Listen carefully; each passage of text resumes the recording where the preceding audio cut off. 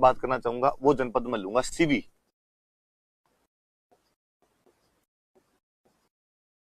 CV जनपद हुआ करता था। मुझे लगता है जब मैं सीवी जनपद नाम ले रहा हूं तो आपके दिमाग में सेकंड क्लास आ रही होगी कि सर आपने बताया था कि मेवाड़ के प्राचीन नाम मेदपाट, प्रागवाट और सीवी जनपद है।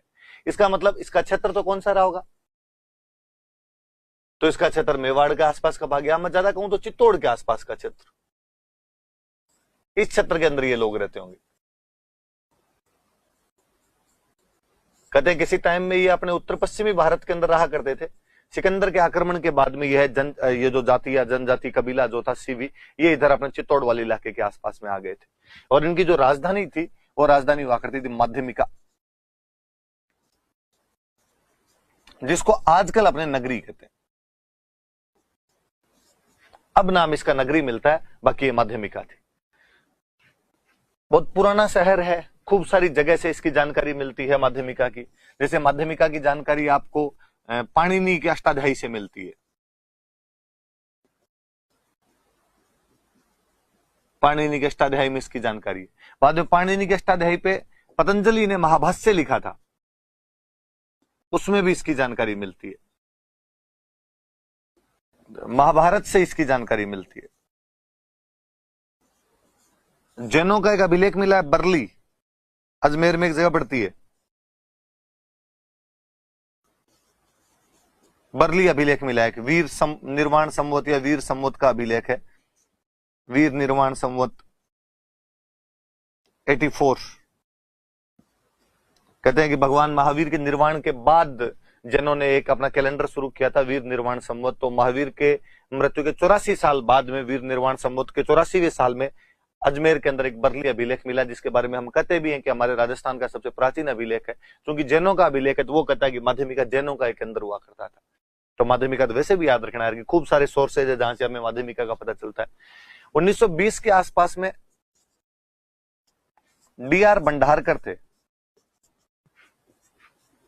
उन्होंने इसका उत्खनन किया था। तो डी.आर. भंडारकर इसका एक्सकेवेशन करता है। राजस्थान में अपने सबसे पहले किसी का एक्सकेवेशन हुआ था, तो एक्सकेवेशन इसी का होता है, माध्यमिका का। चीजों को पहले पता चल गया होगा किसी का, लेकिन एक्सकेवेटेड पहली जो साइट थी वो अपने माध्यमिका ही हुआ करती थी। तो सीवी जनपद वालों की राजधानी थी माध्यमिका। सिक्के वगैरह मिले माध्यमिका से सीवी जनपद के। चित्तौड़ के आसपास का इलाका था। पाणिनि के अष्टाध्यायी में इसकी जानकारी है, पतंजलि के महाभाष्य में जानकारी है, महाभारत से इसकी जानकारी मिलती है। बरली अभिलेख जो है वीर निर्माण संवत 84 का, उसमें इसकी जानकारी मिलती है।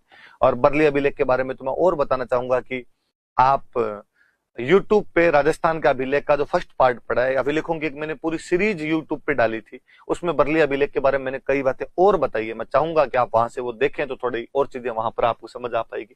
बाकी ये थोड़ी सी अपने ध्यान रख लेना, माध्यमिका के बारे में कौन कौन सी बातें थी। मैं और बताना चाहूँ तो जिसको आज अपने अब तो इसको नगरी बोलने लग गए।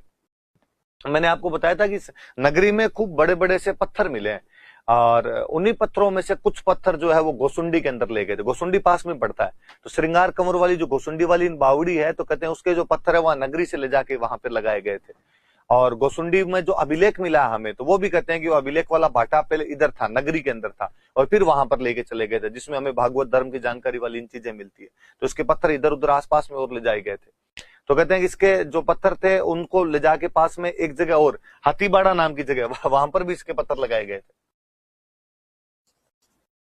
तो जो उसी से हाथीबाड़ा वाली नाम की जगह बनाई गई थी। और कहते हैं उस हाथीबाड़ा वाली जगह के पास में ही और अकबर की सेना का पड़ाव रहा था। तो अकबर ने वहां पर एक मीनार बनवाई थी, मीनार के अंदर रोशनी करते थे, और उस रोशनी से चित्तौड़ के किले पर नजर रखने का काम किया गया था। तो वो और अपने आप में आप याद रखना, उब दीवट बोलते हैं उसको। उब दीवट नाम की एक मीनार बनाई थी। उब मतलब खड़ी, दीवट मतलब